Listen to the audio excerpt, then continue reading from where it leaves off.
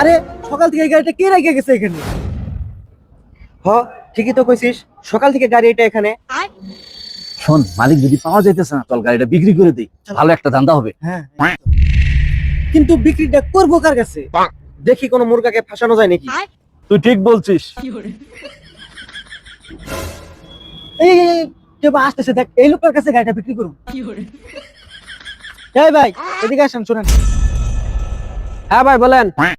এদিকে আসেন ভাই, এই গাড়িটা বিক্রি করবো, কিনবেন নাকি? হ্যাঁ ভাই, গাড়ি তো পছন্দ হয়েছে, গাড়ির দাম কত দিচ্ছেন? গাড়ির দাম ভাই 3 লাখ দিছি। আরে ভাই, কিছু কম করা যায় না? না ভাই, কম করে দেবো না। আরে ভাই, দামাদামি ছাড়েন না, গাড়িটা খুব সুন্দর গাড়ি, খুব মজবুত গাড়ি।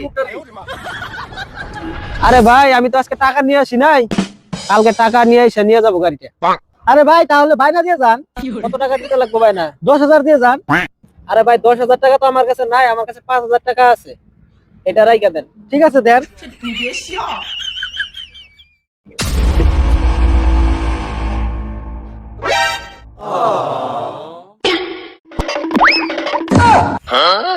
আরে আমার ঠকে টাকাটা নিয়ে গেল।